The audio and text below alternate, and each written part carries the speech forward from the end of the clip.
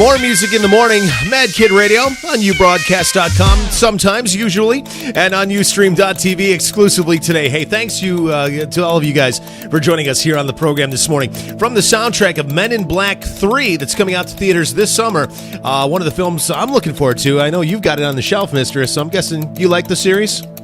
Sure. Oh, sorry, I forgot to turn your mic on. I'm concentrating on way too many things. I apologize. It's all good. But I do like the Will Smith, Tommy Lee Jones combo. It's good. It's like the yin and yang, and it's fun, and it's got aliens, so why wouldn't I like it? And it's supposed to feature Tommy Jones when he's young or whatever. Yeah, which is played real well by Josh Brolin. I mean, Josh is an underrated actor. He was in No Country for Old Men. I think he got an Oscar nomination for that. He played George W. in the kind of comedic take on the Bush presidency, the second one. And he did a great job of that. I think he's underrated as an actor. I can't wait to see him emulate Tommy Lee Jones. It should be a lot of fun watching that. It's going to be a hoot. And Men in Black 3 from the soundtrack, Pitbull, back in time, because Agent, it's J. It's Agent J. That's who Will Smith plays. Yeah. He's going back in time. He's going back to the 60s to meet said younger version of Agent K. Right. There we go. Okay. There you go. Speaking of Jay, we had Jay-Z in the set with Linkin Park. They worked on an album together where they mashed up a lot of their catalog, and the resulting Numb Encore, one of the tracks. Great songs from the both of them. Really good together, too. Freddie Mercury with a forgotten favorite. Most folks don't even realize Freddie did a couple solo records before he passed away. And from one of them, I believe from the Great Pretender record, there's one called Living on My Own, a little clubby thing from Freddie. Kevin Rudolph is back as well. He's got a new song called Don't Give Up. Great one we discovered recently. Playing it for you here on MadKid Radio. I don't think Pop Radio's glommed onto that one yet. No, not really. And off the top of the set, a cover version I stumbled across the other day while searching for the version from the Scream soundtrack, the first Scream Wes Craven directed motion picture with Ghostface, the killer. I was looking for Whisper to a Scream, and as it turns out, that version was done by Soho. The Mistress sent me the link to that. And in my searches, I also turned up a version by Social Code, which is an alt-rock kind of punk band. Their version of Whisper to a Scream, also good. It gives us some variety. We got the 80s sounding one, we got the techno-y sounding one by Soho, now we got the angsty, ranty sounding one by Social Code. So there you go. You have all the versions, I think. I don't think there's any versions that you don't have now. I tend to agree. At least Google doesn't think so either. Anyway, the Mistress and I with you on a fun Friday morning. We're going to keep things going here. Get back to the music in just a moment, but we wanted to take a moment to reflect on some of the commercial advertisements we have seen recently, especially giving the heady discussions regarding racism in the media and, well, in the world and in the United States specifically. With the Trayvon Martin killing and resulting fallout from that ongoing case. Racism has been on everyone's minds and tongues and fingertips as they put it out on the interwebs. And yesterday, while watching the entertainment programs, the Mistress and I couldn't help but notice one of our favorite artists in the R&B world. Well, it was actually a story. It was a featured story. Was it on the news? It was on news? On the entertainment news. Right, it was that's what a I featured said. story. Yeah, that's what I said. Yeah. Right, we didn't actually see the commercial. Right. Yeah, it was a story on the entertainment this week, Entertainment Tonight. One of those.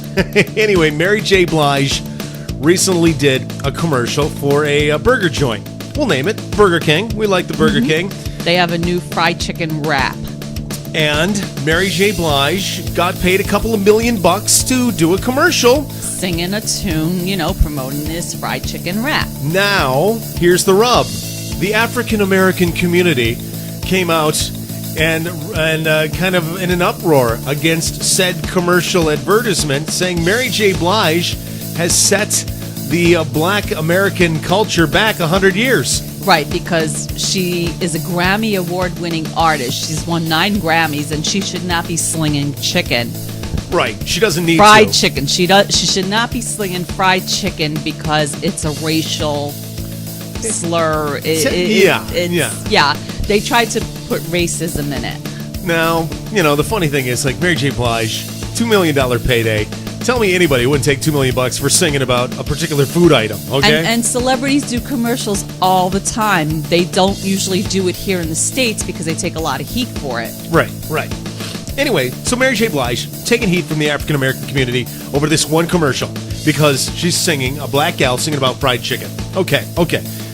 That we know. Fast forward about 20 minutes later. Only 20 minutes, okay? Okay, and there's a commercial for the other burger joint, McDonald's. No, that came later, Mistress. Well, first we saw the car commercial. Well, but still, they have... All right, go ahead. I wanted to do this in order because it's much more funny. Okay. I think. Well, we can talk about the McDonald's commercial. There's a McDonald's commercial. This one's been running for weeks. Mm-hmm. Nobody's talked about that. It's got a black gentleman and an African-American young woman as well in a McDonald's buying 20-piece chicken nuggets. Oh, she's beautiful. She'll love her 20-piece chicken McNuggets, which, I'm sorry, McNuggets? Fried it's chicken? Still fried chicken. Still fried chicken? Nobody's been talking about this commercial. Okay, they're not Mary J. Blige, but I mean, still. What? It's still... They're still African Americans promoting fried chicken and another burger joint. So how is one racism and the other not? They didn't get $2 million.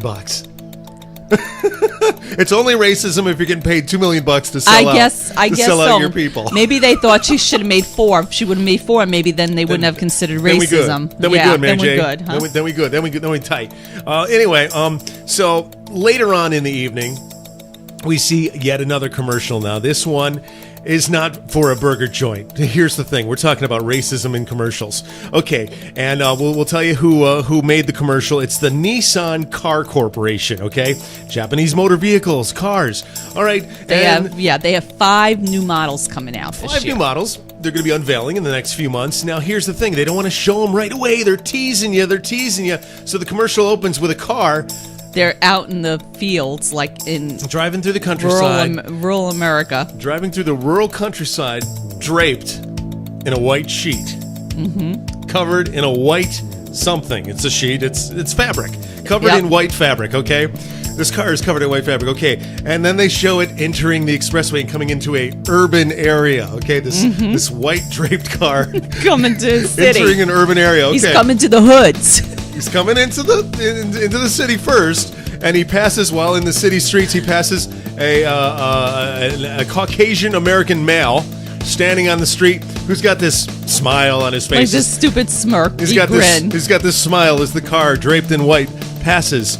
Okay, then the car makes its way into the suburbs. It starts going into the neighborhoods, and the next people you see are a family of Asian Americans, and they see this white shrouded car coming, and they look at it kind of with trepidation and wonder, but kind of, you get that feeling like, whoa. It's an uneasy feeling. It's an uneasy feeling. Okay, next shot. The car is coming along the street up behind another car where the driver is an African American male. He's not smiling. He is not He's not smiling at all. This guy is not smiling until the car passes. Once the car's past him and casually on its way, then he smiles. Yep. Okay. Then the next shot you see, the car pulls up to an intersection, still shrouded in the white fabric. The white fabric's still on the car. How they're driving it, we don't know.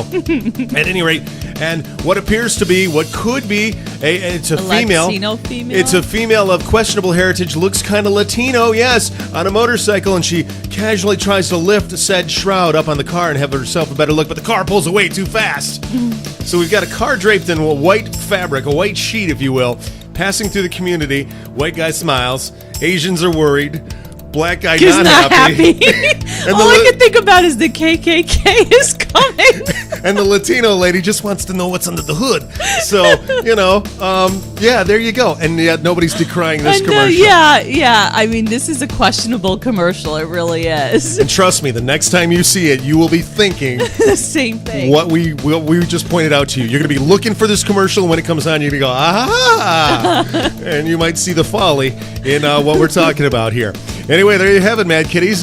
Watch for the commercial. It's a Nissan new car commercial. It is just started to air, so keep your eyes open for it on your, on your television. That's the Mad Kid and the Mistress's take on it. We thank you guys for listening to us on our racial diatribe. Don't look into things more than you have to, okay? Anyway, let's get you back to more music in the morning. It's Madonna, Nicki Minaj, and I Don't Give a on MKR. More music in the morning. We're the best radio, not on radio.